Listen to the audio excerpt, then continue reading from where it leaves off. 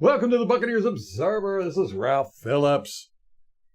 Man, we got a pretty decent show today, considering it's the off season. Quite a bit to talk about.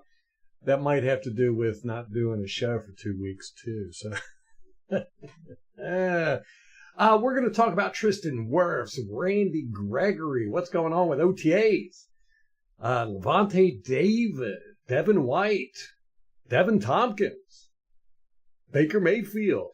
We got a lot to talk about here. Then we're going to talk about some stuff not necessarily Buccaneers related, but we'll throw some stuff in, what's going on around the league and some ex-Buccaneer players, stuff like that. But it's going to be a pretty good show. What's up, Dylan? First and foremost, Buccaneers are having their OTAs, mandatory minicamp, and Tristan Wirfs showed up. Good stuff, good stuff. He's not really doing anything from what I hear, but he's there. He doesn't want to get injured. Don't blame him. What's up, Adam?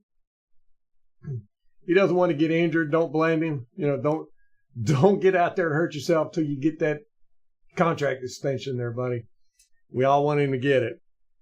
So that's a smart idea to not go out there and strain yourself. We saw what happened with Ryan Jensen. You know, it can happen. What's up, Al?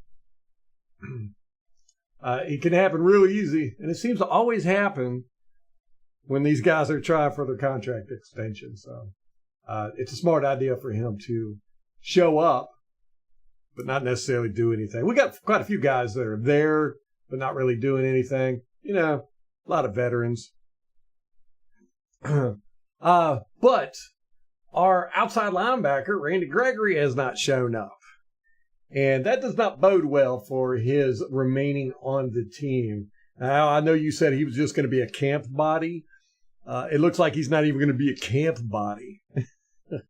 I would be very surprised if we kept him on the roster. But he signed a 1-year, $3 million prove-it deal, I think.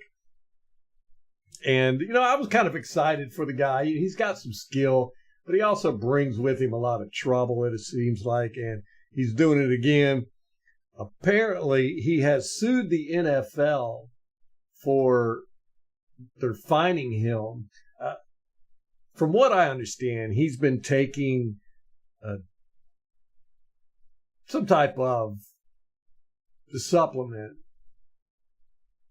I can't remember the name of it, Redanabol or some mess like that. But it's got THC in it. Now, THC is no longer a banned substance with the NFL, but he's been fined like $500,000 throughout his career for it. So he's suing the NFL trying to get that back. And it appears, I think he's going to just retire, try and cash in on this NFL suing. What's up, MK? You got out of the shower at the perfect time. I didn't even get a chance to take a shower, man. I'm lucky. I'm envious. Yeah, with Devin Tompkins, yeah, we can go ahead and talk about that. Man, I'm telling you. You know, I don't even know where to begin to say on this. Yeah, it was very strange. A couple of weeks ago, our kick returner, what was he? The fourth, fifth string wide receiver, got released, and everybody was like, "Well, that's very strange. And it's a very strange time to release him." And then they didn't really say a whole lot. They were like, "Oh, he's got a injury designation. He tweaked his hamstring or whatever." Everybody knew there was something behind the scenes. So anyhow, his wife posted on TikTok accusations that he was physically abusive to her. And she posted pictures and videos of like her face bruised up and all this good stuff. And saying that it's been going on for a while. Apparently they've been together, you know, college sweethearts. They've been together since she was 15. And they're married, have kids. Apparently one of them has Down syndrome. And she accused Devin Tompkins of physically assaulting her. Now, since then, the TikToks have been deleted. And it appears they're going through a divorce and custody battle. And there's been all kinds of stuff going on with that. Apparently, he filed for divorce in September 2023. They broke up in like 2022, saw other people, then they got back together and blah, blah, blah. And so as part of this divorce and child custody battle, she put this mess out, I guess, to try and get people on her side. But his lawyers have come out and said they have evidence. You know, of course, this is another he said, she said, as it always turns out to be, that they have evidence that she has blackmailed or extorted him and said and threatened that she was going to do this if he didn't give her more money. Apparently he said no, so she did this, and it is what it is. I hate it. I really hate it. I hate it. I went through a horrible, horrible custody battle, and I tell you, man, it is nasty. It is warfare. Stuff, allegations get thrown around like candy. So I don't believe in either side when it comes to family court. It's all just nasty stuff. What's up, Jason? Okay. Yeah, I think Randy's going to be cut. Randy Gregory. I think he's going to be cut. I did not like the way Bowles handled Devin White last year, but I think he eventually did the right thing. I think Bowles has really got to establish that you can't do this stuff. Who was it? I think it was Rashad White didn't show up for a couple of, he had unexcused absences last year, and as far as I know, there wasn't any penalty. And I think Bowles has really got to get some discipline going on. Let these guys know you can't do this mess. And Randy Gregory, I think he's decided his career is over. He doesn't want to play in the heat, especially doesn't want to practice in the heat. He doesn't want to compete, doesn't want to be a rotation player, blah, blah, blah. Yeah. I mean, Randy's got some skill. He just can't get his mind right. It's always been his case, I think. I was kind of excited when we got him a little bit. I was like, he's nowhere near Shaq Barrett's level, but he's better than Tryon Sharenka. So I was thinking, we could try him out, see what he does. He'll be good for the room as far as competition goes. But as far as being a veteran leader, no, I don't think he'll ever be that. And we could use some of that. But back with the Devin Tompkins stuff, Todd Bowles did say that the door is open for him to come back. So it appears that this is the reason why the Buccaneers released him, was because of these accusations. He was released before the accusations came out, and then they came out shortly thereafter. But his wife, I'm still calling her his wife because I've seen this happen many a times where this stuff happens and then they get back together and it all goes away. But they're not officially divorced yet, so it's still his wife. Her name is Maria Castillos. She was accused in 2022 of punching a woman in the face at a Halloween party for disparaging her son. It was the one that has Down syndrome, I guess. And there was a police report, arrest. She was arrested, all that good stuff. But then the case was dropped a few months later. Probably paid off the woman and everything. But apparently she just punched the woman right in the nose. So Maria has accused Devin of abuse, but she never called the cops on him. There's no record of it, And when you post pictures and videos of just bruises and stuff, I mean, those things can happen. We all get bruises and stuff. As a matter of fact, my father-in-law might have broken his foot last night stepping over one of our child gates. And, his foot was all swollen and everything.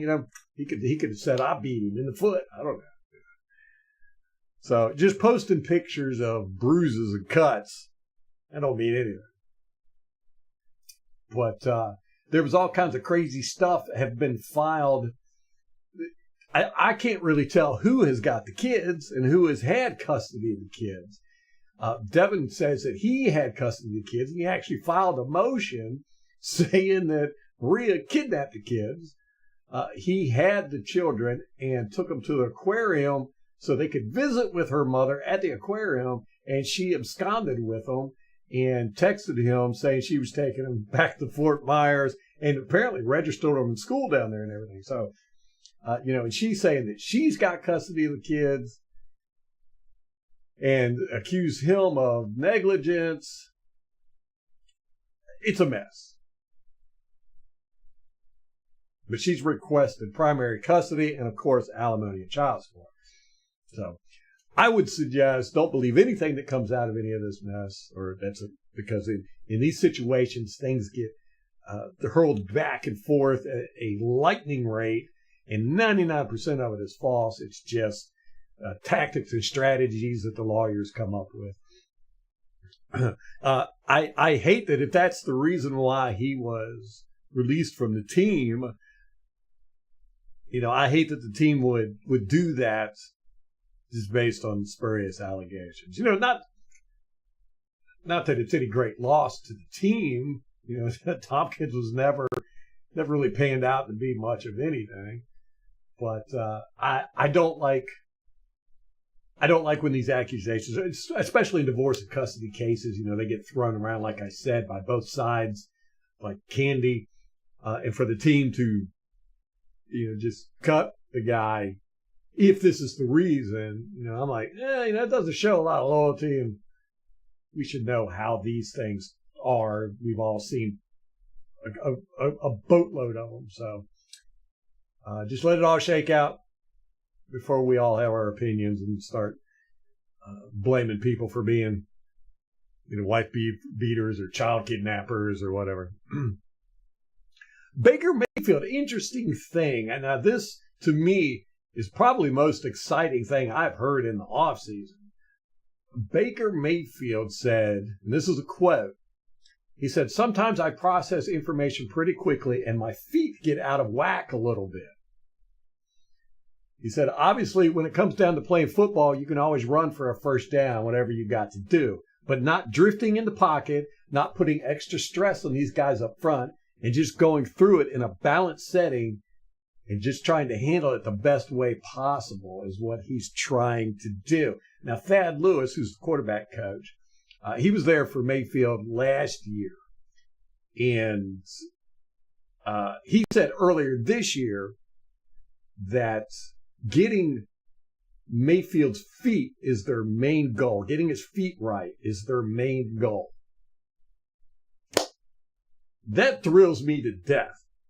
That thrills me. Anybody who watched the live stream last year, the podcast and all that good stuff, the film review, I've said it since we got Mayfield. Horrible foundation. He has horrible foundation. 90% of the time. I don't like how he throws. I don't like the way his feet are when he throws, especially. He puts his throwing foot, he doesn't point it where he's throwing. And that's basics 101. It's the foundation. And he kind of puts his heel towards where he's throwing. Like if he's throwing towards the camera, instead of pointing his foot there, he puts his foot sideways and throws that away. Drives me crazy. Y'all heard me complain about it all the time. If they can get his footwork down, he could be dangerous, man. He could be dangerous. I'll say that about most quarterbacks. Getting the footwork and the fundamentals down is what makes a good quarterback. We've got in the league, we've got this explosion of dynamic quarterbacks all across the league, and you see Patrick Mahomes. Patrick Mahomes is another one. Horrible foundation. He does not throw with a good foundation, but he compensates for it by throwing all these crazy passes having a good arm and good legs and all that good stuff. And Mayfield's kind of the same way. He's along that same thing, but Mayfield is a little bit more scattershot than Mahomes is. But anyhow, you've got these dynamic quarterbacks all over the league, and pocket passing, foundation footwork is kind of taking a back seat to all that. And, y'all have heard me talk about it for years. I don't like it personally. I get where the NFL does like it because it's very exciting. Jameis Winston, he was very exciting. Horrible footwork. Horrible foundation. And I always said if he could just improve on that a little bit, he would be a great quarterback. And it doesn't appear that he has. I mean, he's now in Cleveland. He couldn't do much in New Orleans. He was the same Jameis Winston.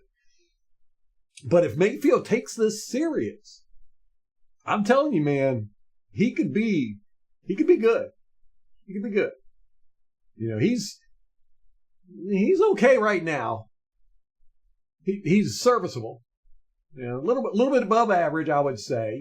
He's got his foibles, he's got his strengths too. But I would love, and he talked about it would help the guys up front. And that is so true, so true.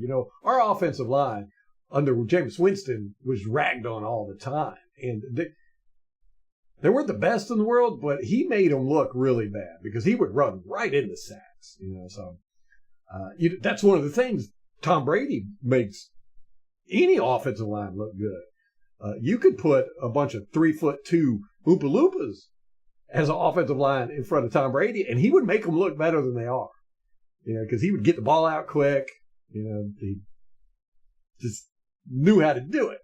And that if Mayfield can focus on that, focus on his footwork, I think he's got the playbook down. Because it's kind of similar. He's worked with it before. He was with Liam at the Rams briefly for a few months. And I don't think Mayfield has a problem understanding playbooks and play calls and all that. He does have a problem focusing in on receivers, kind of like Jameis did. But I think if he could get his footwork just a tad bit better, man. I'm not asking for you to be Tom Brady level or Matt Ryan level footwork, but just focus on it. But unfortunately, he's been in the league 6 years now. This will be a 7th year coming up. Hard to teach dog new tricks. And he's relied on his feet the whole time he's been in the NFL. So anyhow, we got Sterling Shepard. Sterling Shepard was with Mayfield in college, so that's exciting. We'll see how that goes. Rampage, what's up, man? MH, what's going on? I've been just over here running my mouth trying to get information out, and haven't been paying attention to who all's coming to the chat. Nor have I been paying attention to what y'all been saying in the chat. My microphone might not even be on.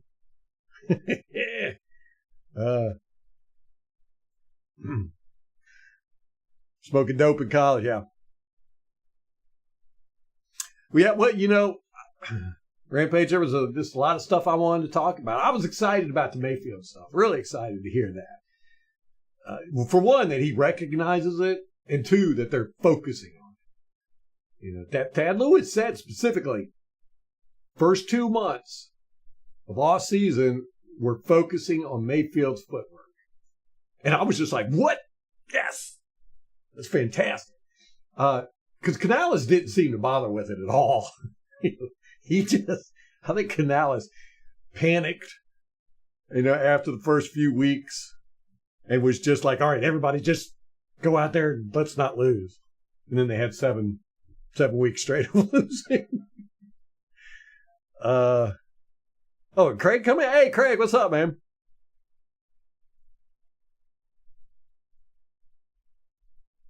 Is it the drugs? Yeah, that's why I haven't been on a while, man. Been beating my wife and doing the THC. Now, he's not cut yet, but it's coming. Randy Gregory, I just can't see.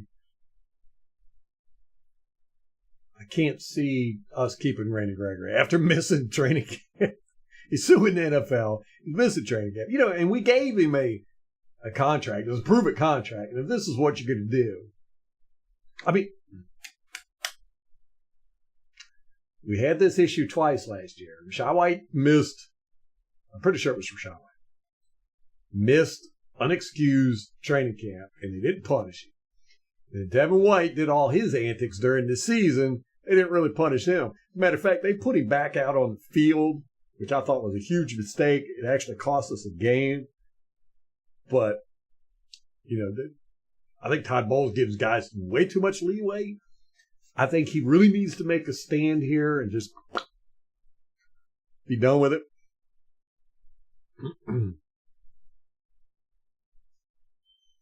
MK, drinking a beer. You know what? I'm going to do it.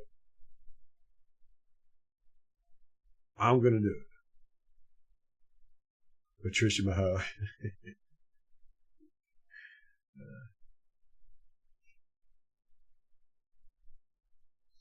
MH, talking about Baker focusing in on guys, he definitely did it last year, and Mike Evans especially. But we did see after Mike Evans got his 1,000 yards, Baker spread it around a little bit more. He was still not using the center of the field as much as we'd like to see, but I think he was really just focused on getting Mike Evans his 1,000 yards. And plus, Mike Evans makes every quarterback look good. So I think, when you're learning a system, you've got a new offensive coordinator, you're with a new team, and you've got a player like Mike Evans, you just throw him the ball. I can't knock Mayfield for doing that. I think this year we're going to see him not focus on Evans as much. That's what I think. And now he's got Sterling Shepard too, which, they played together. So I think he's going to surprise people. And man, especially if he can get his footwork going.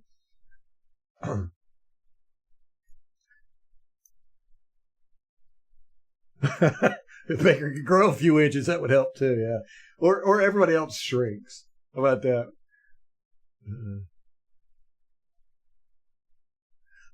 Adam, when Winston had his eye surgery, I was very excited to see him the next year. Of course, he didn't stay with us. He ended up going to the Saints like a big dummy. But I was very anxious to see if that was going to help him, and it didn't. Like wasn't his first pass with the Saints a pick six too, or something? I can't remember.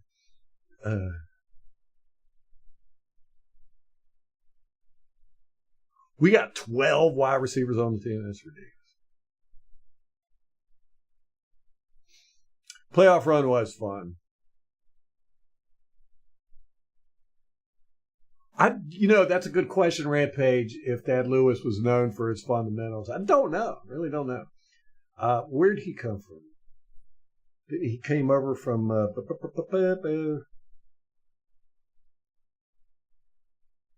was it Dallas?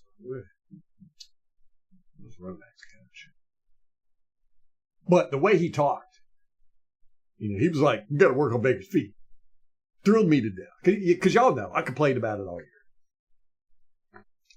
I can't stand when they jump up to throw. I can't stand that. I can't stand when they throw off their back foot, falling backwards. And the way he throws the ball, it explains a lot of his inaccuracy. He puts his foot sideways and throws, instead of planting his foot and throwing down. Because you're throwing across body, and your weight is going back on your heel, on your guiding foot.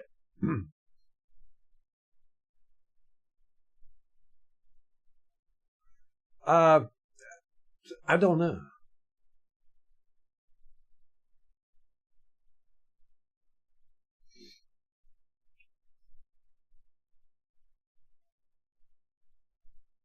I don't know. I think he's going to spread it around this year. I really did. Hopefully, I'm not doing the whole pewter glasses thing. Seeing what I want to see. Al, you're much more objective with this stuff, so You're probably closer to being right. But man, I'm here to dish out the hopium.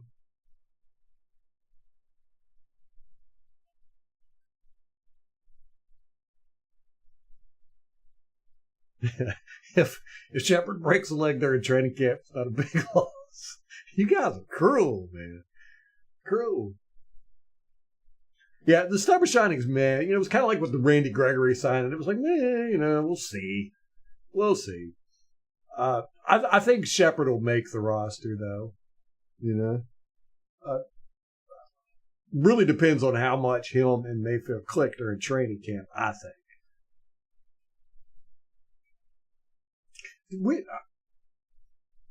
Where did Tad Lewis come from? I know was he the Giants?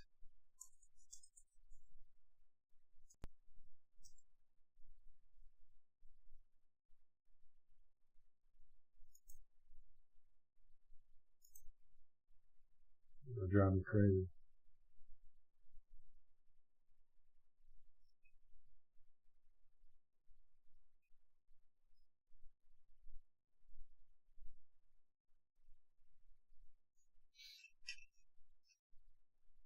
Somebody's going to say it before I can find it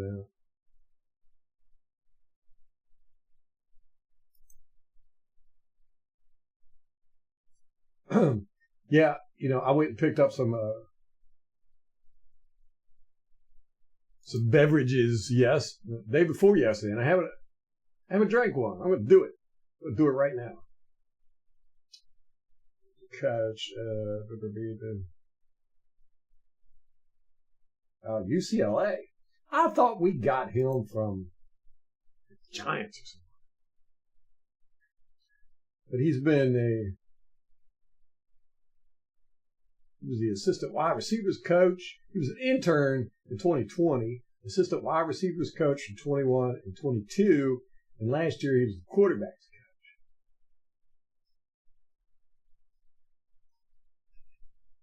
coach. So but he was a quarterback.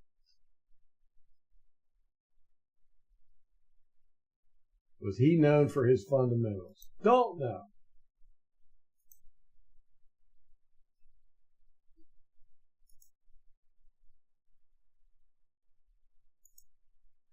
Will Golston was on a podcast, and this was really good stuff. If y'all haven't listened to it, go listen to it. It's really good stuff. A lot of little things, and he was just talking. Golston's always been that way. He likes to just talk like a normal person. It's not a lot of coach speak or stuff like that. And he really said a lot of things that were really cool, especially as a Buck fan. If you've been a Buck fan for over a decade, a lot of the stuff he said, he talked about previous teams or previous coaches and all that good stuff and players. It was really good. But before I get into that, I'm going to go get me a beverage real quick. Y'all entertain yourselves. I'll be right back.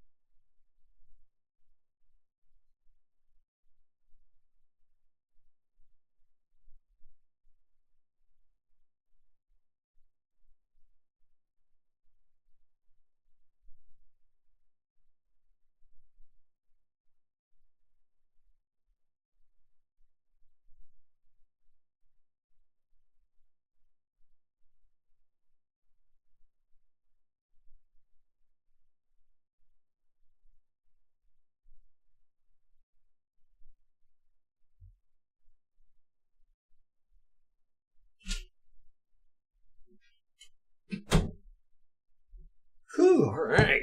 Man, okay, thank you for reminding me of that. I always count on you. Oh, man. Yeah, look at that. Stars and Stripes. Bam. It's pretty cool. Ooh, it's like the new 4th of July beverage, I guess. I'm excited for 4th of July this year. We got some neighbors who always shoot off fireworks, do a barbecue and stuff, so we'll be doing that. Oh, by the way, I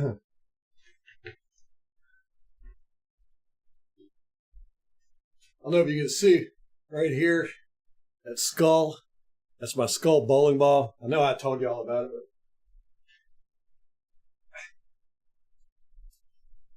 but I've had this for like 20 years. Went bowling a couple weeks ago. Brought it out. I said, you know what? I'm going to display this. My Buccaneers bowling ball. Yeah. So.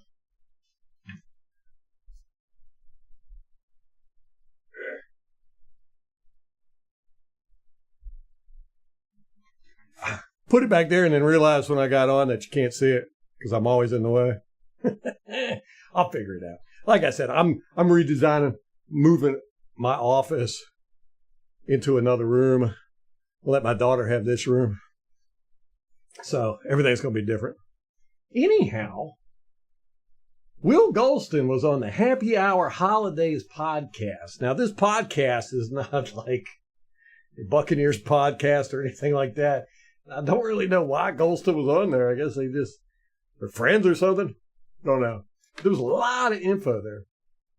As a matter of fact, I want to go back and re-listen to it because when I was listening to it, I was doing something else. And so I only caught, a few things here and there. One of the things he said, they asked him who was the toughest lineman he'd ever gone against. And he said Carl Nix, which I was like, yeah, and, Carl Nix was with the Saints. And then we got him, and I was watching him on film. He only played a handful of games with us, and then he ended up getting that foot injury and all that good stuff.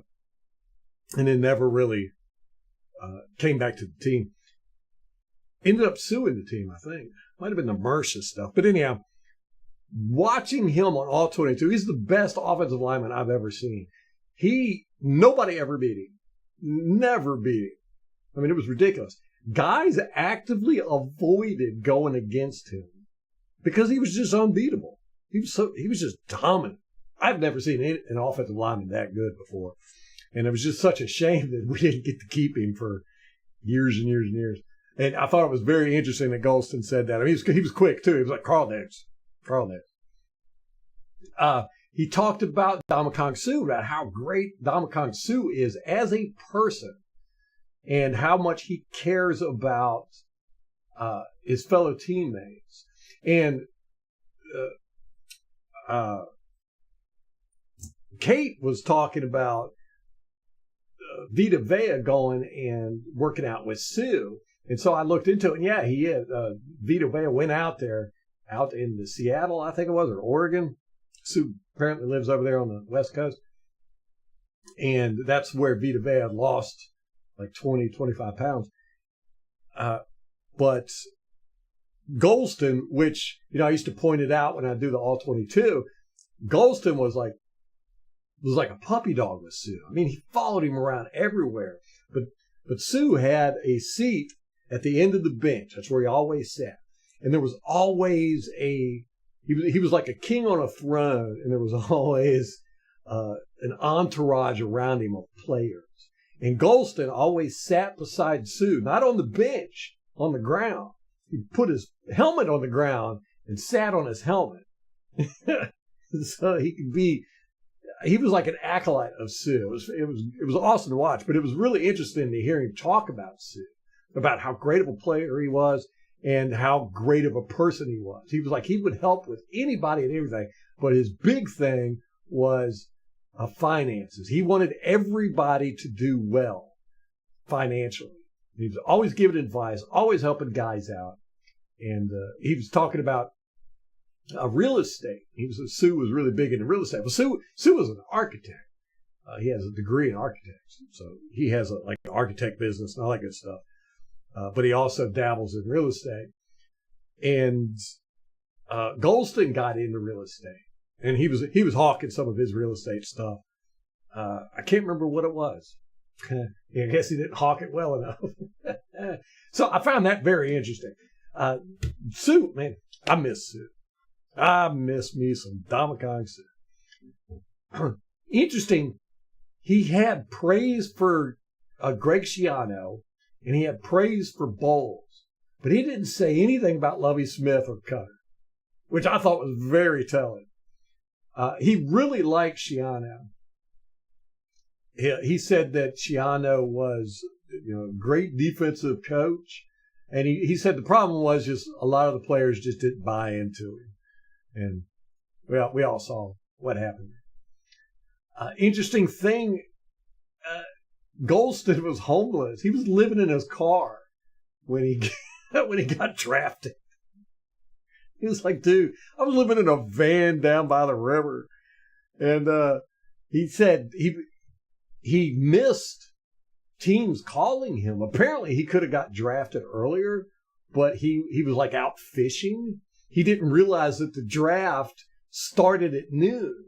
So he was out fishing. When he got back, his phone was blown up. He had all these calls from teams, and he had calls from his cousins and stuff.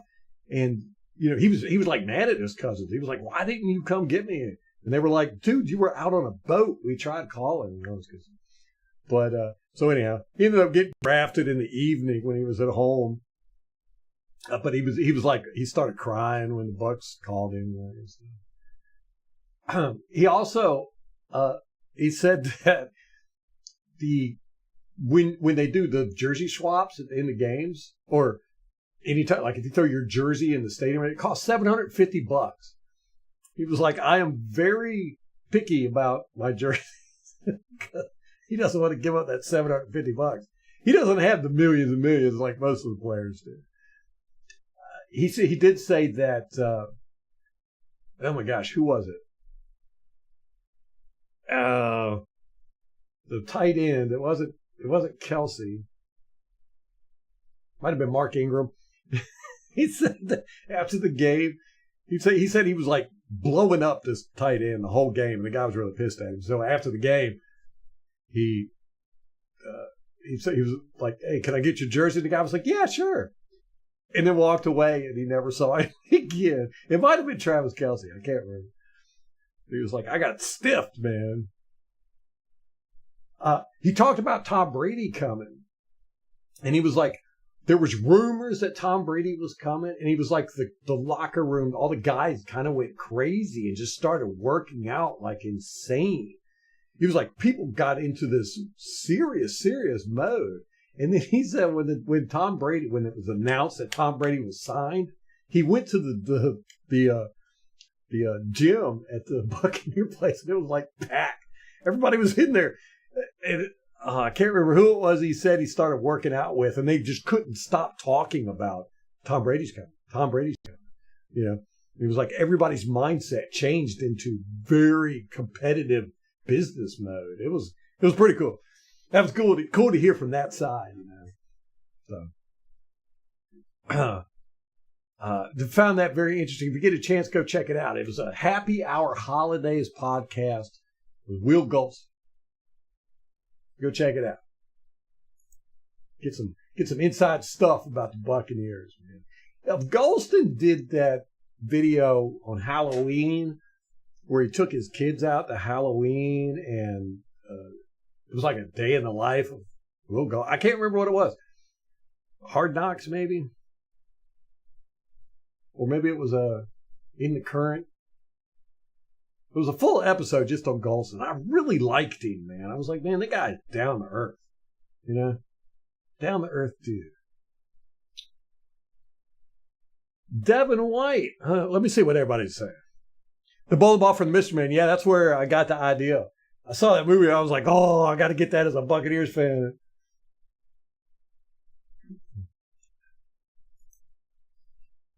Let me see. Let me go back and check everybody's chat, see if I'm missing.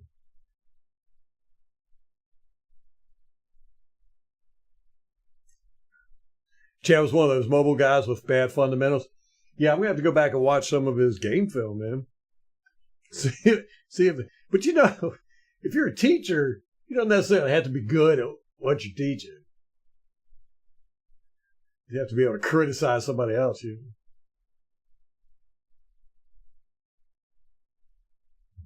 Evan's going to have 500 targets this year. I wouldn't be mad. Throw it, because I'm going to try to get him in fantasy football again, too. This will be, 10 years running I've had Mike Evans, I think.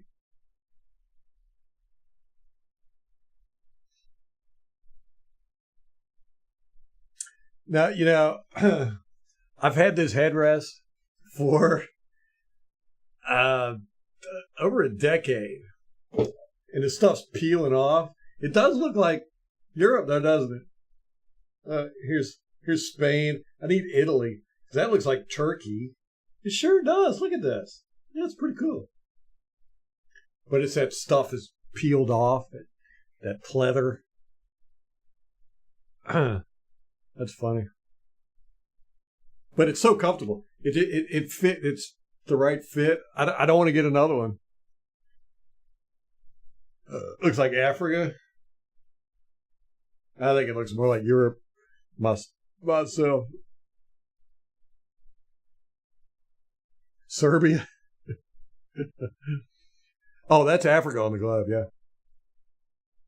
You are correct, Al. That's Africa.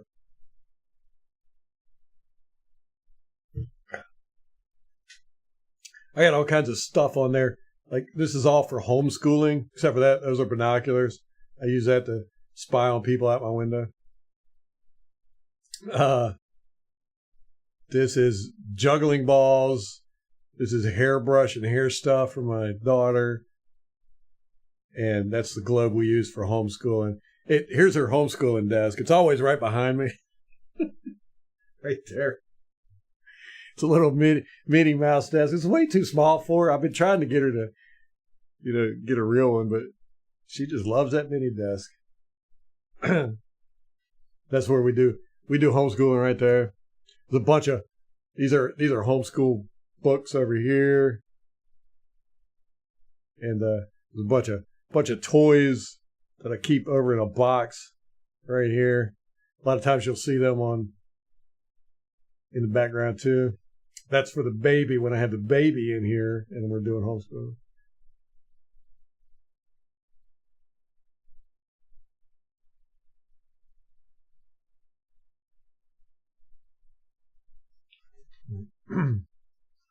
What's okay? What are you talking about there? Okay. Yeah, okay. You're definitely trying to escape reality, aren't you? On a consistent basis. Not, hang in there, brother.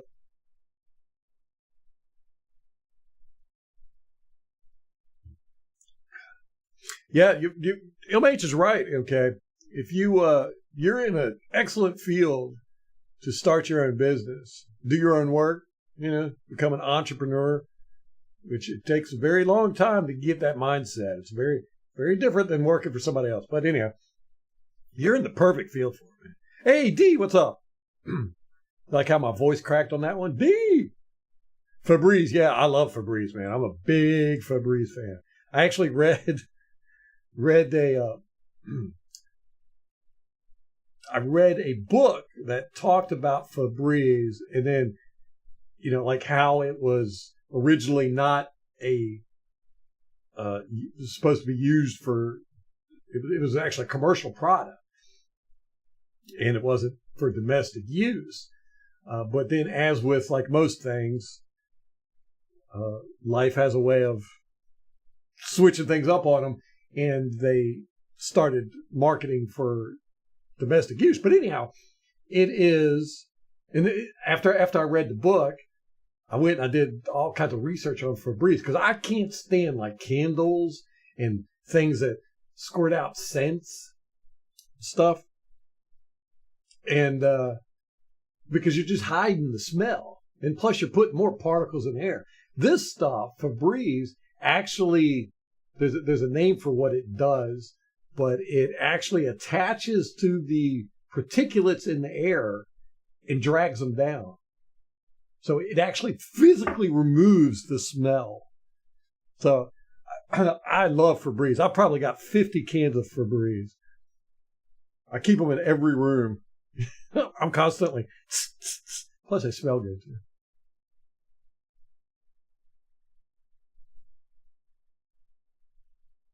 Oh, charter captain. Okay, yeah, there you go. Actually know quite a few charter captains.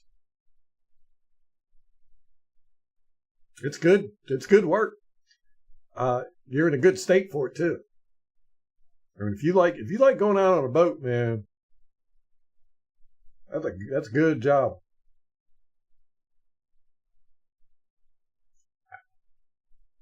What player could the Bucs bring in to get that motivation again, man?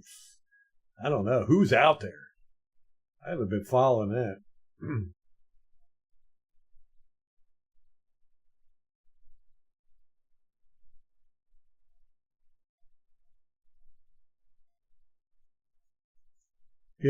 Thad only threw for 1,300 yards his whole career. Wow.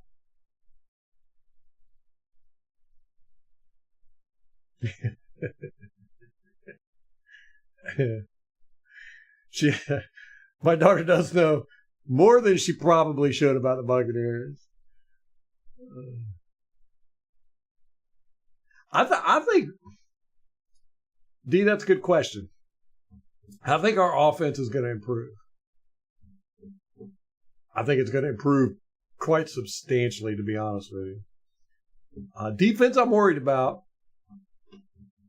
Hopefully Cansey could be a gem. And hopefully Yaya can be that edge piece we're missing.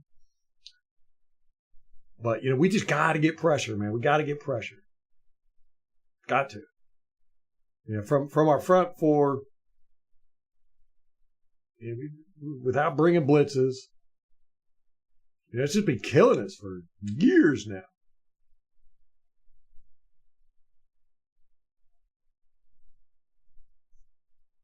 Man, Weldon's a great career, man.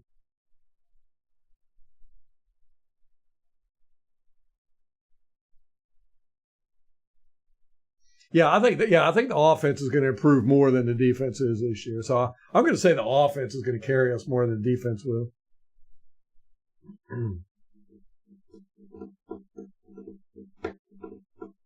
We got some new defensive weapons. We don't know how they're going to turn out. Randy Gregory, we talked about this earlier. He hasn't shown up to training camp, so I think he's out of there. Unexcused absences. Bowles doesn't seem too happy about it, but you can't ever tell with Bowles whether he's happy or excited about anything. Hopefully he'll cut it. Not do like he did last year where he just lets the guys come back and not even punish them. All right, so former Bucs defensive back Logan Ryan has announced his retirement. Don't know if we talked about this. This happened a couple weeks ago. I know everybody's really upset about that. Devin White talked about his season with the Buccaneers last year. And he admitted, and this is really good on his part, he said, I don't think I handled it very well, talking about last season. He said, I handled it more like a lawyer than a football player. He was too caught up in the contract stuff. And I think he just took it personally that they weren't throwing a bunch of money at him, I guess. But that's a good sign for Devin White to grow, to not blame the Buccaneers for what happened. And really say, it was my fault. I'd really like to see him. I don't know. I don't dislike Devin White. I'm kind of a little pissy about the way he did us last year. Year before, I gave him a pass on it because his father died, but last year it was completely 100% him being a crybaby. But I still wouldn't mind seeing him do good at the Eagles. I hate the Eagles. And if we play them, I want to whoop them. But I don't have ill will towards Devin White. Well, how about y'all? What do y'all are y'all angry with Devin White? Do y'all wanted to see him fail?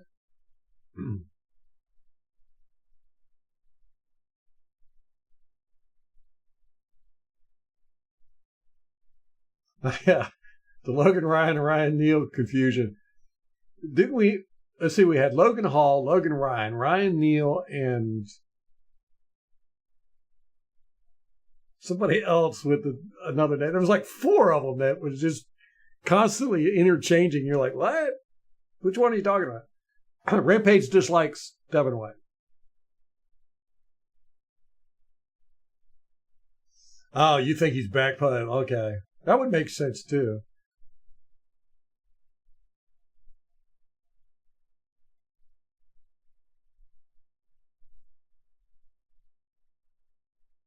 Al does not want Devin to fail. I don't think we could have re-signed him. I think he burned his goodwill with the players. Uh, I thought it was really telling when players were asked who they wouldn't let date their sister. And two of them real quick said Devin White. And then Levante David saying in the interview with Rich Eisen, he asked who on the team could not handle being roasted like Tom Brady was. And Levante real quick said Devin White. He said he's a little sensitive sometimes. So I think Devin kind of burned his bridge with the players in the locker room. Craig wants Devin White to go to the Hall of Fame. You selfish, man. I saw autographed football. I bought one. I love to go. Oh, man. Oof. How much did you buy it for? Was it right after the Super Bowl?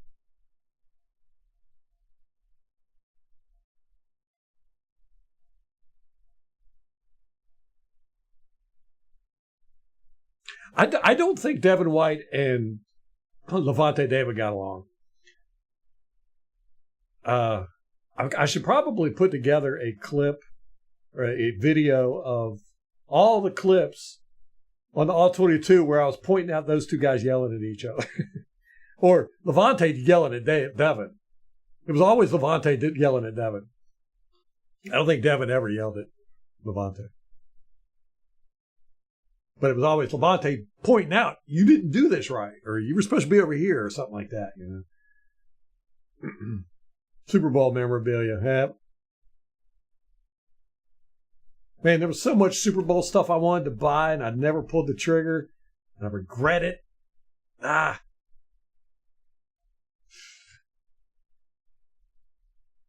think I got one jersey. Oh, and that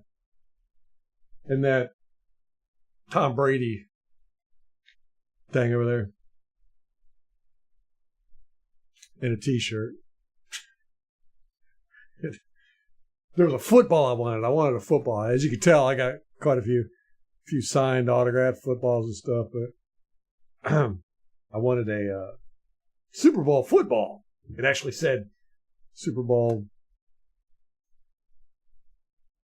What was it, 50? Anyhow, had the Super Bowl thing on it. It said Bucs, Chiefs. Oh, that was a good day. That was a good day, that Super Bowl. So, Levante David is entering his 13th year.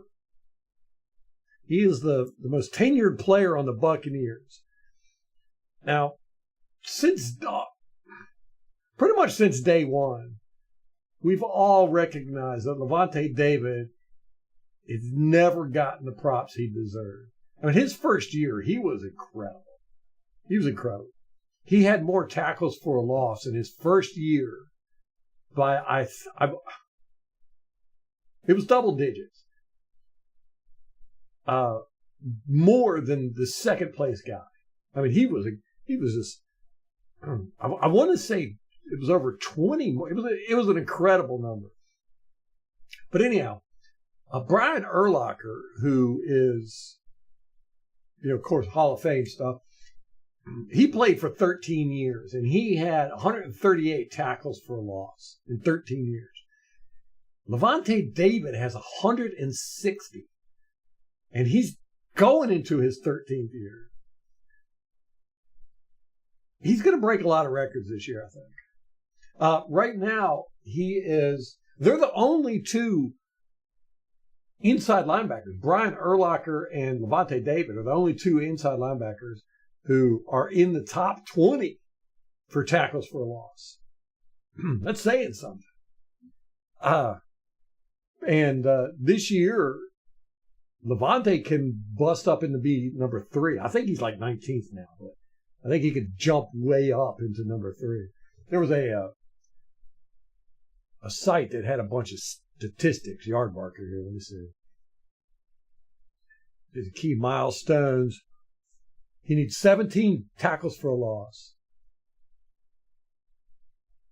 Oh, he's in 9th place now. He'll be 3rd all time with 17 more tackles for a loss this year, which he'll get that.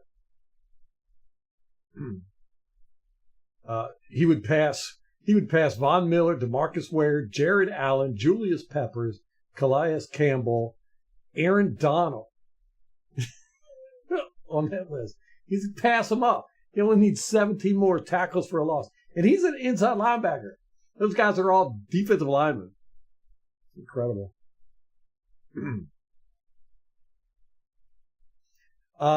He needs 73 solo tackles, 73 more solo tackles. Right now, he's 11th all time. He'll be 5th all time if he gets 73 solo tackles this year. He would pass Rondé Barber, Brian Urlacher, Junior Seau, Zach Thomas, all of them Hall of Famers. He's still ahead of big name players from this era, according to this website. Bobby Wagner, Luke Kuechly. Is it pronounced Bobby Wagner? Isn't that how it's supposed to really be pronounced? Patrick Willis, Lance Briggs. I mean, he's way ahead of those guys.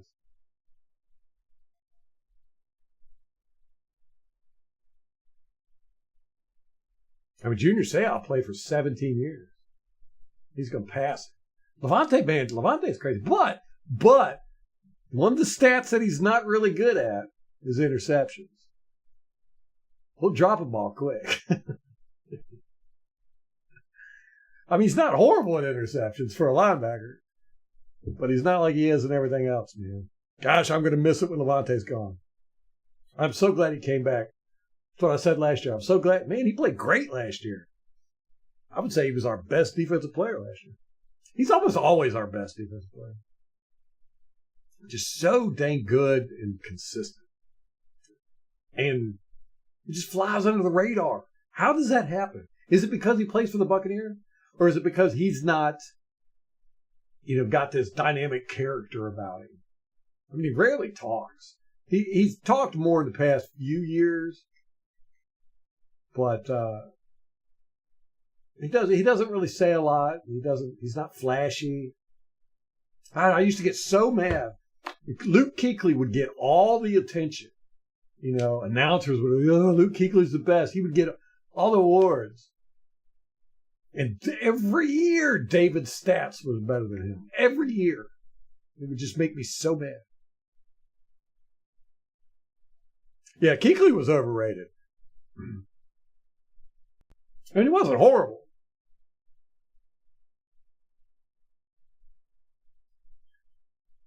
Oh, you got a signed All-Star jersey? Nice. I need to meet Mike Allstott. I've never met him.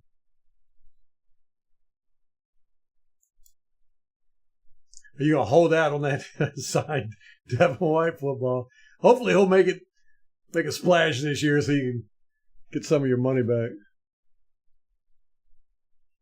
130. Mini helmet. Man.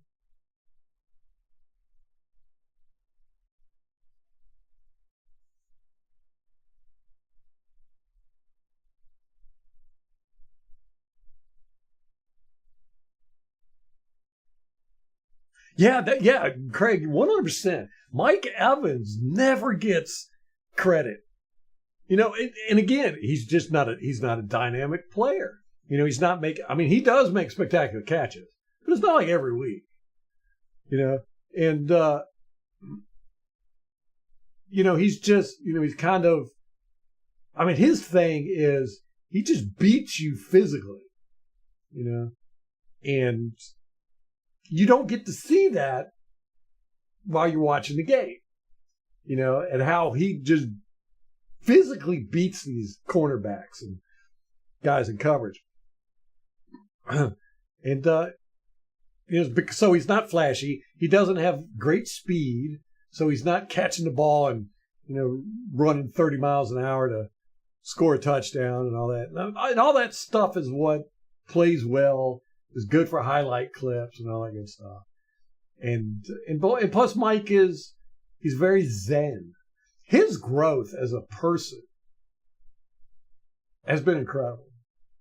I remember talking to Brian Ford about it. I was just like, I've really liked watching his progression. When he came in the league, man, I was really worried. I was like, uh-oh.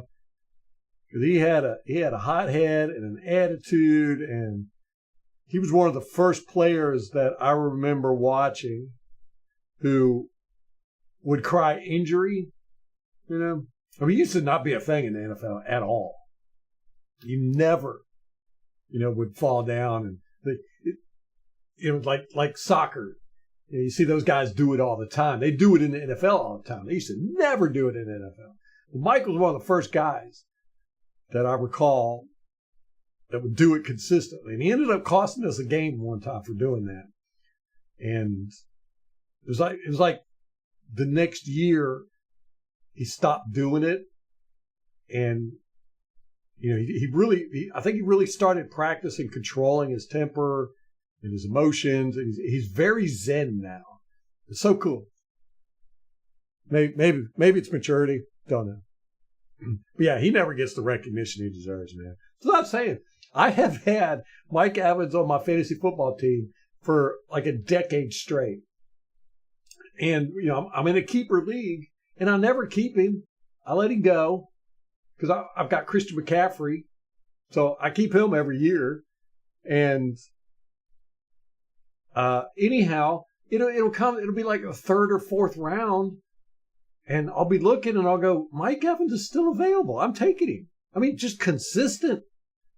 He's very consistent in fantasy football.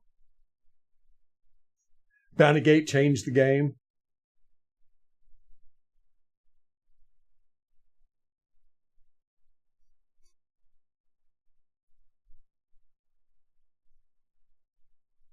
What's he doing now, anyhow?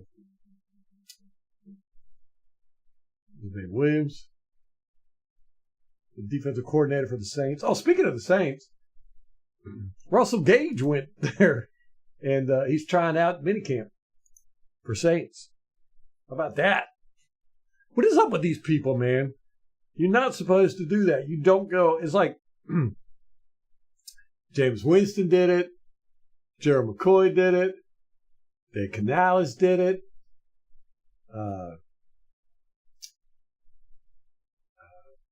The head coach, Raheem Morris, did it. I'm like, man, there's no better way to piss off a fan base than to go to your division rival. Now, Gage went from Atlanta to the Buccaneers. That's fine with me. But now go to Buccaneers to the Saints. Yeah, we'll see if he makes it though. I think the Saints are gonna be a totally different team this year. They got rid of their offensive coordinator, right? That's going to be weird. They're not going to be running that Sean Payton offense anymore.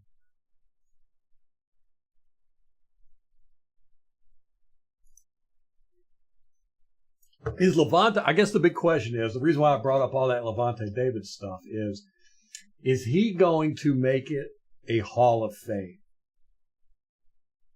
What do y'all think? He definitely deserves it.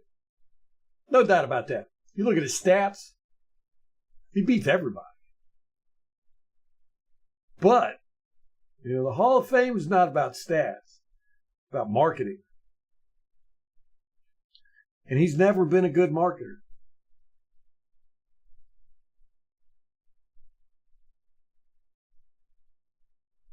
I mean, he definitely deserves first ballot Hall of Fame, if you ask me. It'll probably take him. I think he'll make it in because I think players recognize, his value. So there's a lot of ex-players on the Hall of Fame board. So I think he'll make it in, but it'll probably be kind of like with Rondé, where it'll be years and years and years. Yeah, he should. Fifth ballot? Yeah, that's what I was thinking. Between third and fifth. Third is optimistic. Yeah. Yeah, he definitely should be first ballot. But he's just never cared to market himself. And it's like it's like last year. He got paid chump change. And it didn't seem to affect him at all. He just went out there and played football like he always does. It's like he doesn't care how much he's getting paid. He doesn't care if anybody gives him any attention. He doesn't care if anybody even knows his name. He just wants to play football, apparently. Probably one of those guys that would do it for free. The Hall of Fame is Hall of Good. One of the pastors at my church grew up right next door to the Hall of Fame, literally like across the street from it. And he talks about the Hall of Fame all the time.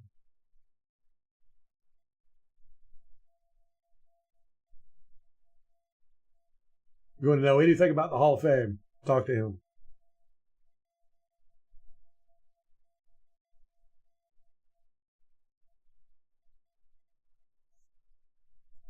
Hey, Molly.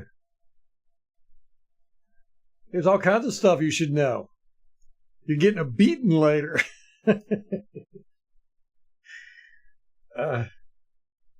Which wife am I beating? Third wife, not top wife or bottom wife. What is it?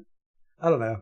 Molly loves those shows about the Mormons or what was that show called you used to love to watch? Sister Wives. She loved that stuff. I'm like, I'll take 2 or 3 more wives. No, I can't even handle Molly. Yeah, Sister Wives.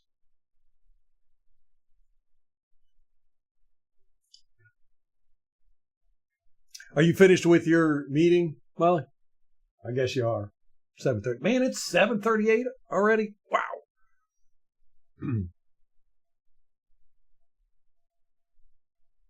Molly wants a sister wife. You probably would. You would love it. Y'all can do arts and crafts together. You want a sister wife so they can watch the kids.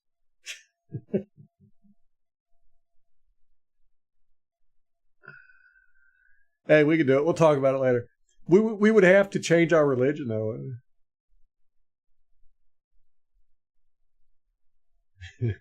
Could you imagine, Craig, if you had multiple wives and then they all decide to divorce you and collect child support and alimony? That would be horrendous. Because a lot of states, Virginia was that way. Virginia had, you didn't have to be married. Gosh, there was a name for it. But if you lived with somebody for a certain amount of time, I want to say it was 3 years, they could sue you for alimony and child support. I forget what it was called, but you didn't have to be married. So if you had multiple wives, and even though it wasn't acknowledged by the state, they could still, in some states, they could still sue you for child support and alimony. All 3 of them. Man, how horrible would that be? Oh my gosh. You like sourdough bread? Sister wives are, common law. Yeah, that's what it's called. Common law. Yeah, it's common law state. Virginia was a common law state. But yeah, if you have a roommate, you're with You're in the same house for 3 years. She could sue you for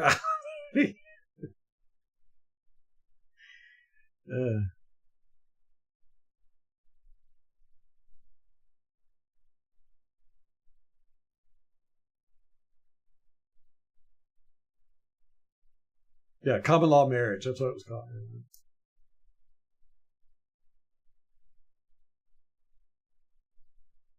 And then there was that show. What was that show with Bill Paxton? Was that Sister Wives? No, the Sister Wives was the reality show. Then there was that show with Bill Paxton you watched, where he owned that hardware store and he had all those wives. The Sister Wives was a reality show.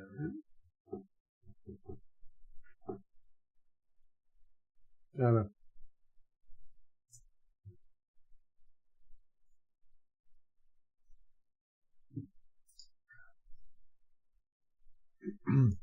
So that's about it for Buccaneers news. Across the league, though, how about Aaron Rodgers not showing up for minicamp? I'll tell you, the Jets, they just... Is there a curse on the Jets I just don't know about?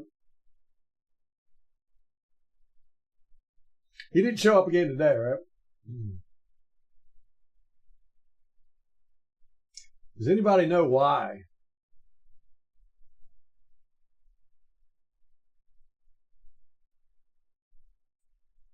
Or even speculation. Let's get some speculation in here.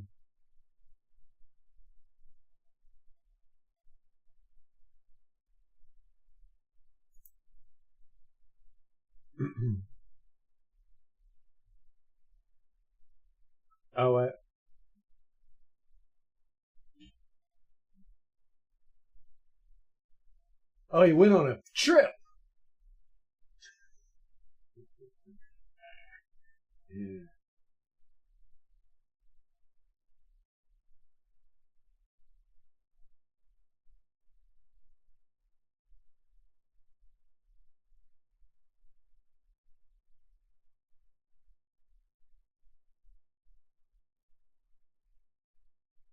Oh.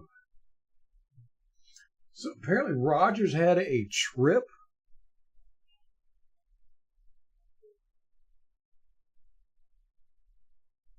Yeah, apparently they did know about it. What they're saying.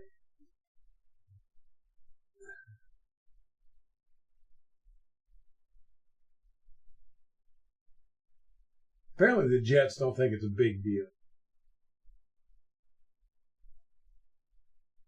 Oh, okay. Okay. So apparently Rodgers had a trip planned.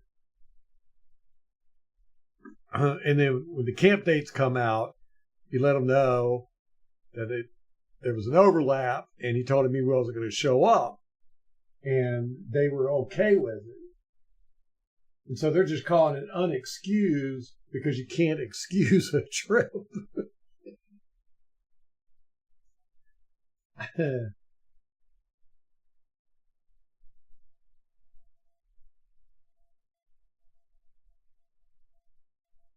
So why didn't they say anything about it? They knew everybody was going to freak out.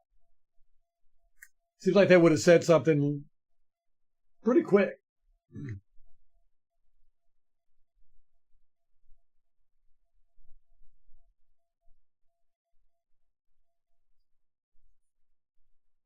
And they could have done mandatory minicamp last week instead of the week he's got the trip. What is wrong with the Jets?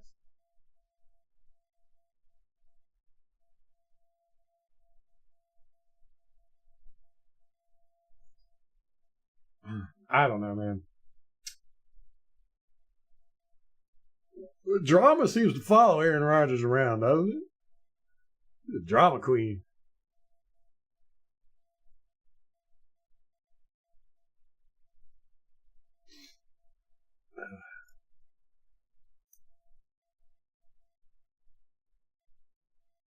Try to, man, have some oatmeal, Rampage.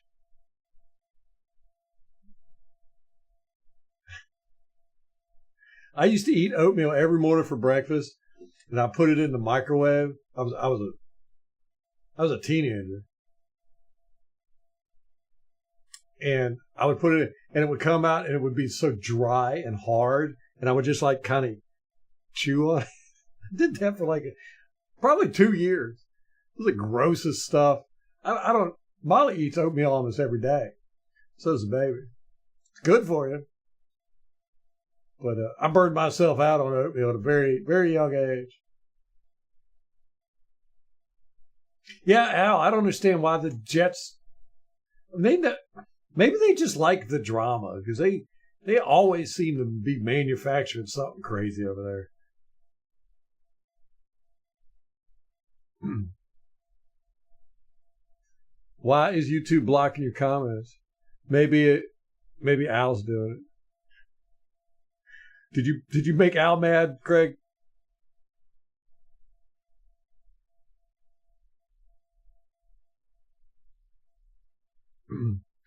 Why do they block comments?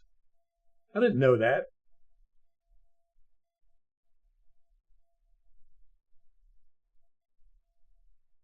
Yeah, the Jets, it's almost like they did this on purpose. You know, they could have scheduled the mini camp for when Rodgers wasn't going on his trip. You know, they could have done it last week or next week.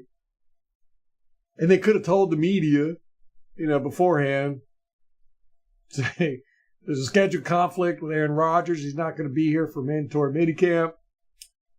So y'all don't freak out. No. And then they didn't even, I remember watching the press conference and I'm thinking, oh, this is unexcused. Saleh seems kind of miffed.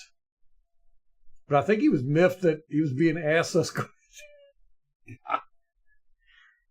Oh. I don't know. I don't get it. Oh, is that what you were talking about, Craig? You can't type that in there? Wow. Huh.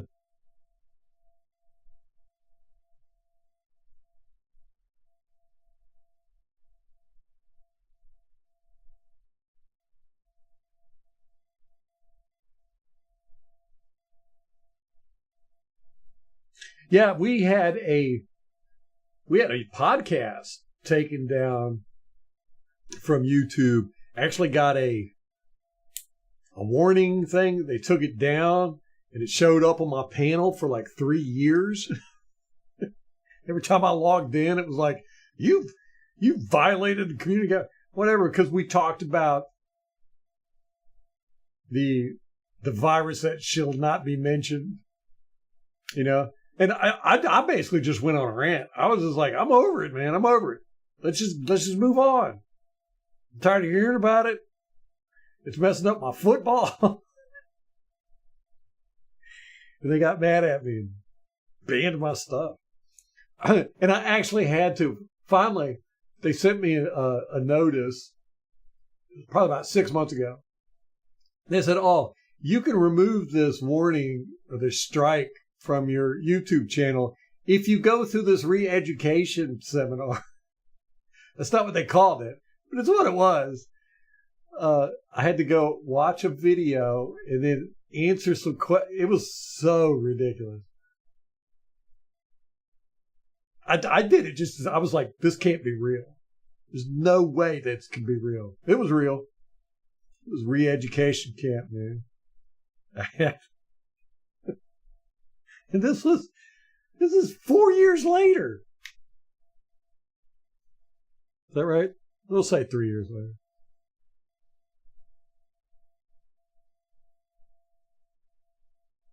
Yeah, I'm I got my new computer, still working on it and everything. This thing's huge, massive.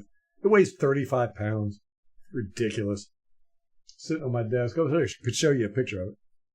It's not pretty like my other one. You know, my other one's got the LEDs and the. I've got a genome, a DNA spiral glass thing for my water cooling. Glass sides, everything's lit up, all that good stuff. You know, us computer nerds. This one is just a black box. It's got so much stuff crammed in it. 35 pounds. Anyhow, one of the things I'm doing is I'm going to install local AI on it. One of the big reasons is I'm going to have it help me out with some football analysis. So that'll be fun. So, got some interesting stuff planned for this year's live streams.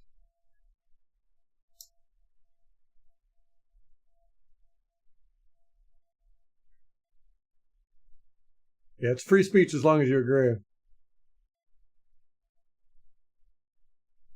You've lost 25 pounds since started eating oatmeal. Is that all you eat? Good grief. I was joking now. I know you didn't block anything.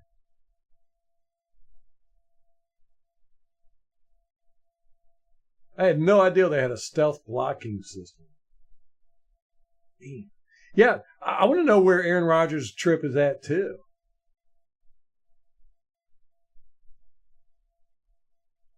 He's probably doing ayahuasca down in Central America or something with Joe Rogan.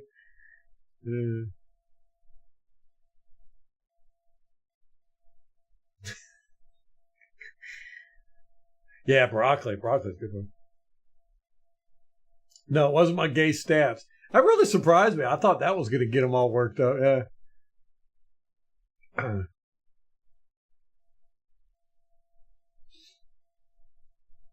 And you know what? It really stinks. I give YouTube, I pay for YouTube Premium, which I recommend it to everybody. The other day, I was playing around with the new computer, and I logged in, or I didn't log in. I went to YouTube to watch something, and I was just like, oh my gosh, all the ads everywhere. There's ads everywhere. Don't know how you guys deal with it. And going to websites. I'm like, man, it's like a wall of ads, on all my browsers. I use Brave browser mainly, but on all my browsers, I got pop-up blockers and ad blockers and script blockers and all that good stuff. I rarely see ads. But I didn't have any of that set up on this computer, so I'm like, how do normal people get around the internet, man? Look at that broccoli. That's pretty cool.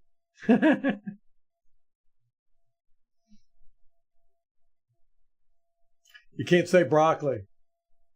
Chopping broccoli. Gosh.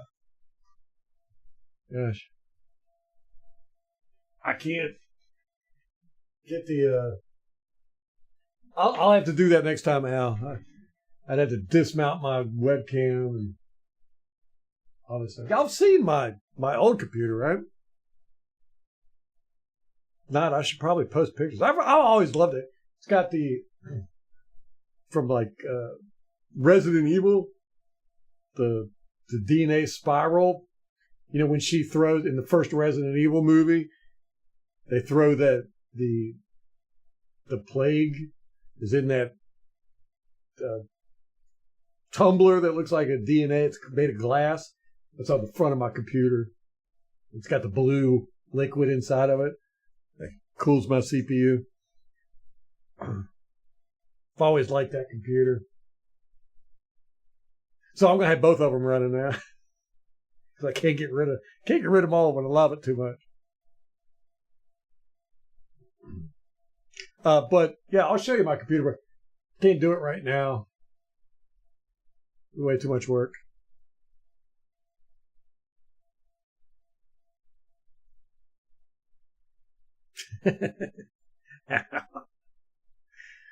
You'll get banned for saying that word, Al. Yeah, congrats on the 25 pounds loss, Rampage. That's impressive.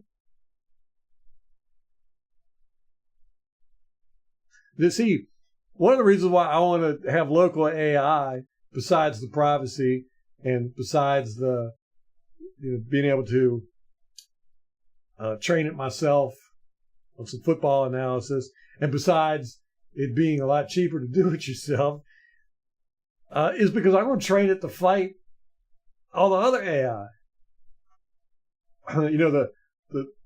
The AI war is coming. You better have your own soldiers.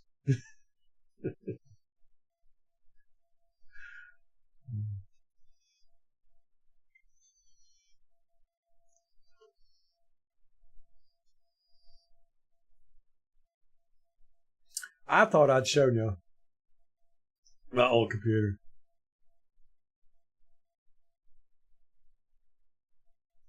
Y'all are getting blocked for eggplant emojis?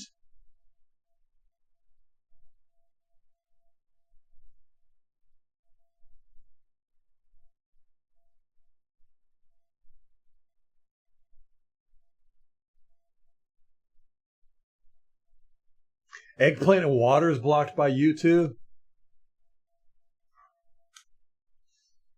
Oh, yeah. Yeah, Molly, that's the first thing I'm doing with my AI is I'm going to train it on the Art of War, the Book of Five Rings, some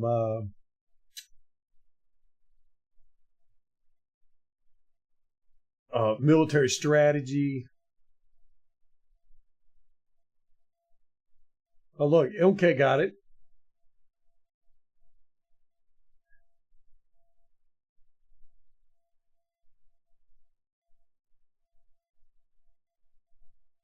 What if it decides I'm the enemy? Well, then I'll have another AI for that. Now, I'm going to treat my AI real nice.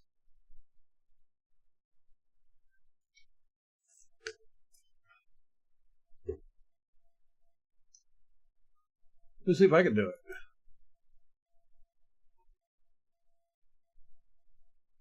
I should be able to do it, right? Because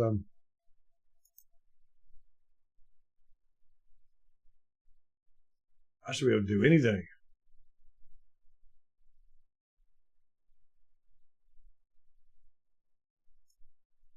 Molly and Dee are probably sitting there going, what in the world are these guys doing? I found the water.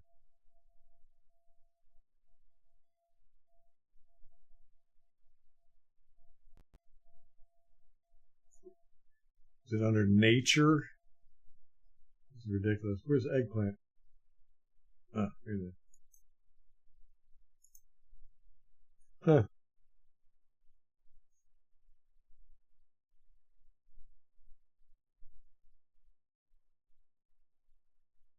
Yeah, we treat our Alexa really nice. Except for our youngest daughter. She screams at it all the time.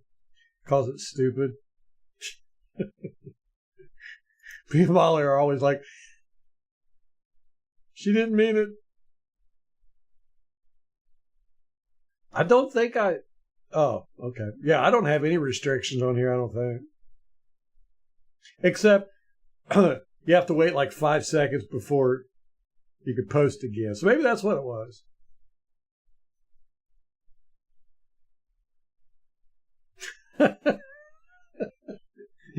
MK comes in, it's like, yeah, gay chap.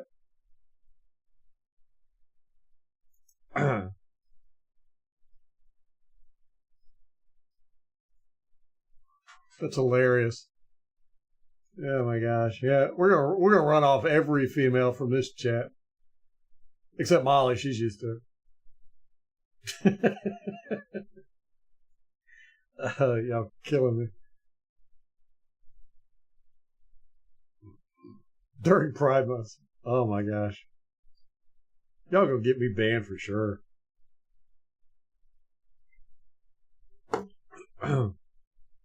Woohoo! Pride Month all over my face. Who did that? Ow.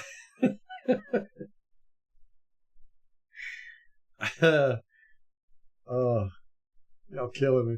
Oh yeah, so Craig, you got tickets, right? Tom got tickets, I think. Where is Tom? He said he was going to get tickets, but I don't think I heard from him.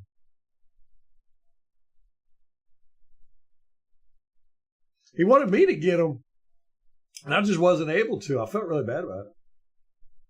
I knew we should have bought a block of tickets. Rampage. I knew it. Make the rainbow great again. His chat is so rainbowy. OK's got a brother who's gay. That's funny.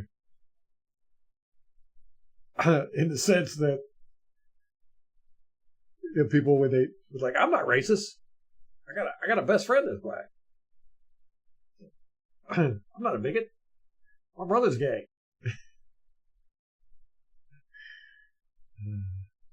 My mother's gay. Hey Sam, what's up? What's our record prediction? Oh my gosh. I had wrote down everybody's record prediction. I say everybody, but I think I only had 3 people. I said 10-7. MK said 12-5. Al said 7-10. Anybody else got a prediction? Let me know. I'll write it down.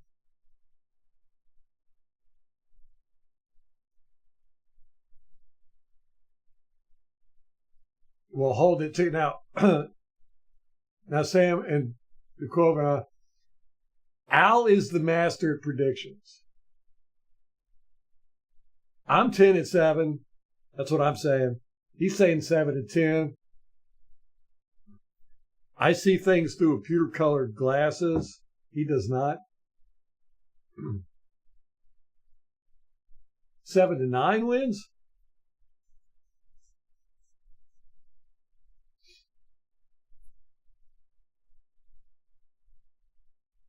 I hope so, Sam. We were talking about that earlier, how Dad Lewis said that the priority for him as quarterbacks coach for the first 2 months here during the offseason is to work on Baker Mayfield's feet. And then Baker Mayfield said the other day that he's got to work on his feet. And I was thrilled to death to hear that because he got bad feet. Never been a fan of his footwork for sure.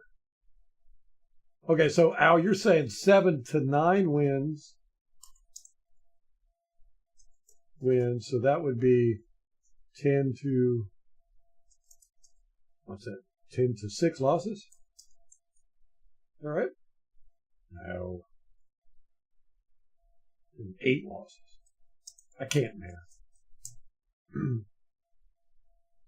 Daquan says 11-6. We keep receipts around here, guys.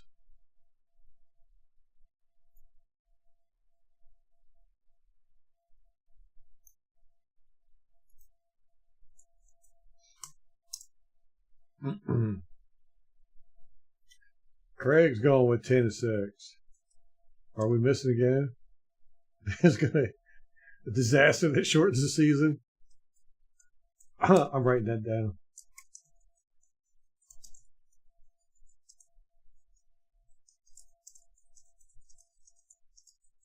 That's funny. I hope you're not right.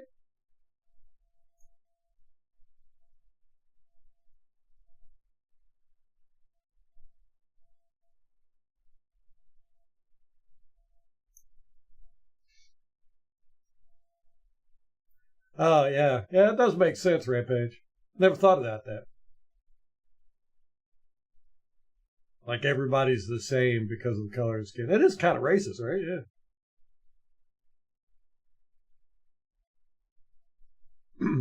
Footwork-wise, I was saying this earlier, he's got absolutely horrible stance.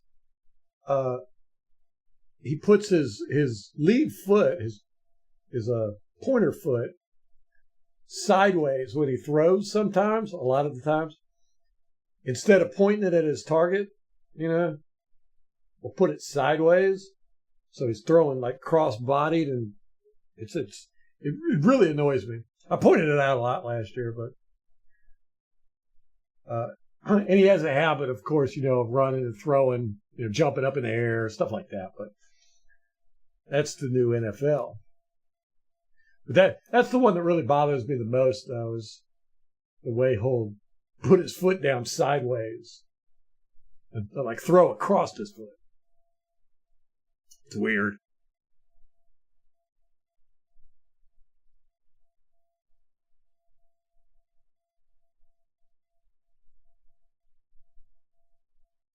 Yeah. We were talking about that earlier about how we talked about it all last year about how Mayfield really targeted Mike Evans last year. I think he's going to expand this year. Al disagrees with me on that, but I think he's really going to spread it out more.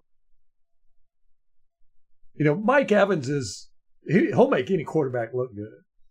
And Baker was in a new system with a new offensive coordinator, new everything. Just throw it to Mike. Plus, he wanted Mike to get his 1,000 yards.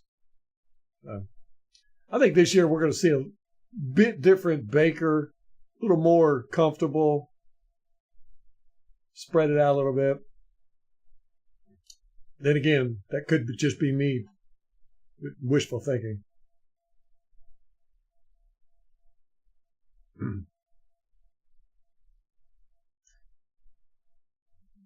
Penix is going to be 27 years old when he takes over the Falcons. How old is he now? LMH is going 9-8.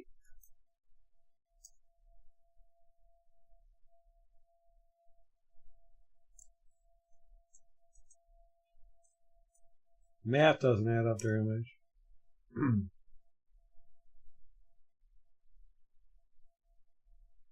Yeah, that's how I am, okay. I'm an equal opportunity disliker. I can love you or hate you.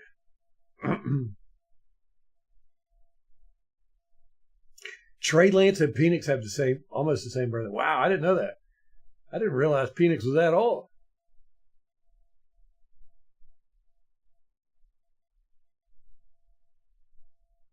No, I didn't hear that. Okay. Steelers re-signed their head coach.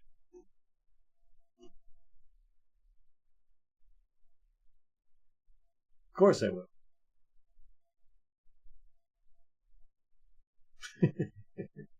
Rampage.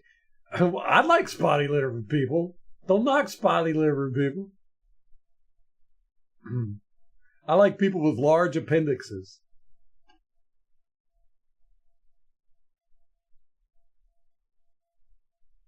Right, yeah, Sam, yeah. Yeah, I think that's why he does it too. Because he does have a almost like a pitcher's windup. He puts a lot of force behind the ball, and I think that's why he does that with his foot. But it does hurt the accuracy, which I'm all about accuracy.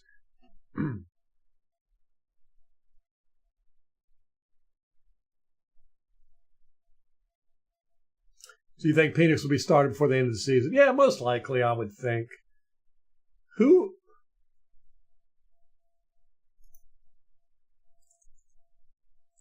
My goodness.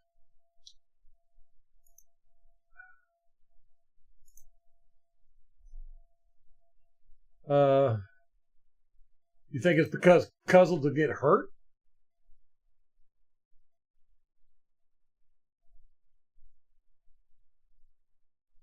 They got Heineke, too.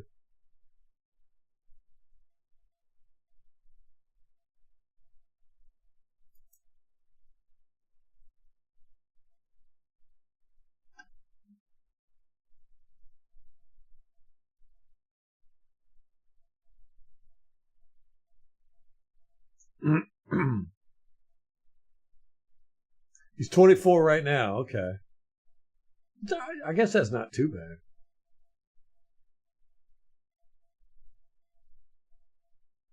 Yeah, okay, yeah. I'm actually hopefully almost positive going to be doing that this year, you know. The call-in show. A call-in segment. I had a name for it too. It's like 5 Minutes of Fury or something like that. Dirty Harry method. He dislikes everyone. Yep, that's how I work. I don't care what your skin color is. I'm probably not going to like you anyhow.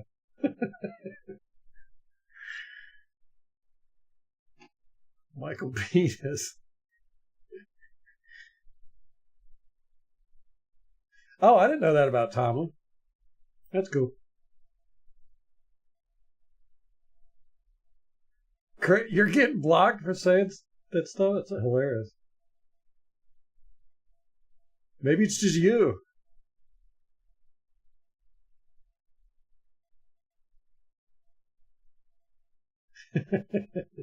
Bill Cage just hates everybody.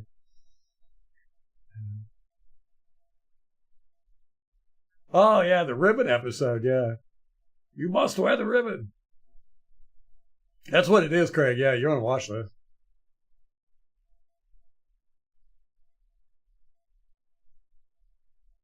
When he accidentally tripped that player, all that. Yeah, that was great. I'm not gonna lie.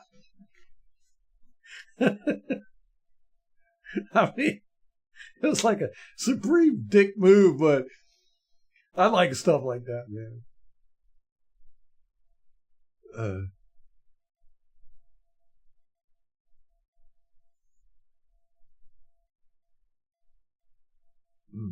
Oh, that's what it is. Yeah, you got to be a Dak Prescott fan. I like you too, okay? With that being said, I got to get off here, man. Guys, this has been great. Let's go over our news real quick. We had... Where'd it go? I haven't seen Kate in the past couple weeks. Talked about Aaron Rodgers not showing up for minicamp. Come to find out, it's because he went on a trip. The Jets knew about it, and the media is making a big deal out of nothing. Wirfs is at OTAs. Randy Gregory is not. He is unexcused, is not showing up. He is suing the NFL over fines dealing with THC. So it looks like he might not even make the camp body aspect of our prediction.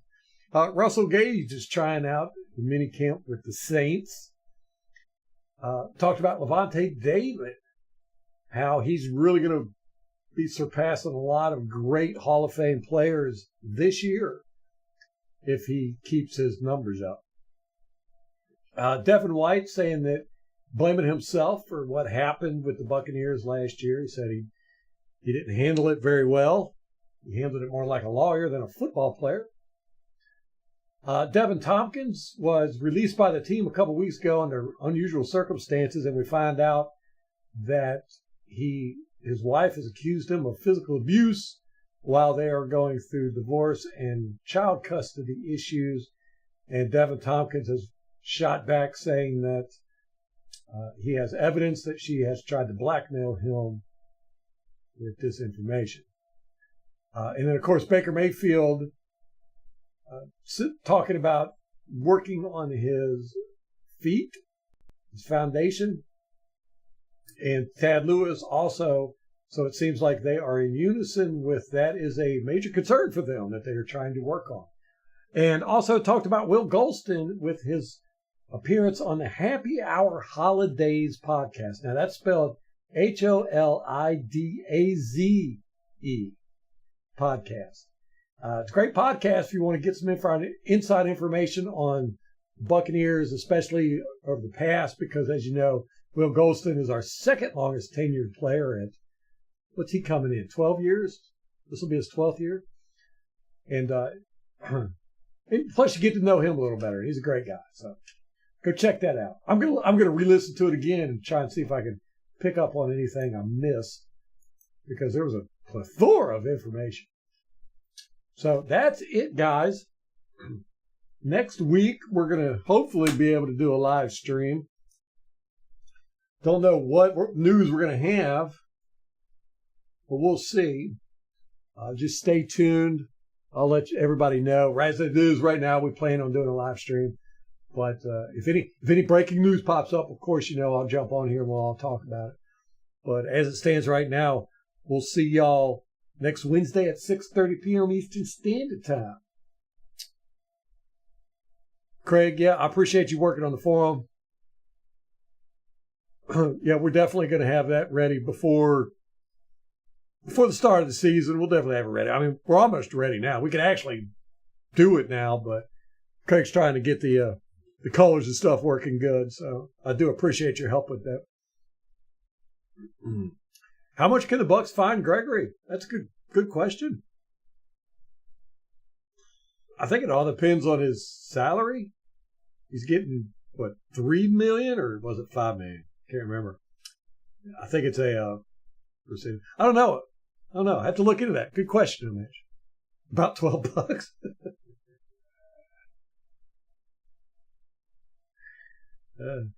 Al, their marriage has obviously been very whack from the beginning. Like I said, he started dating her when she was 15. I don't know how old he was. Can we watch film with new players on the team? Sure.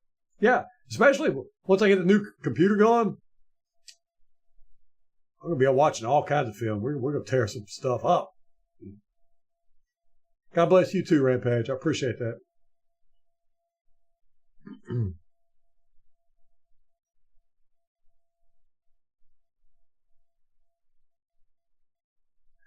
Sam, that's a good question.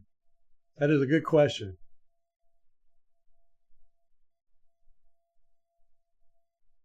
I think he has the real potential to make it a split backfield. I think that would be Bowles' preference, definitely.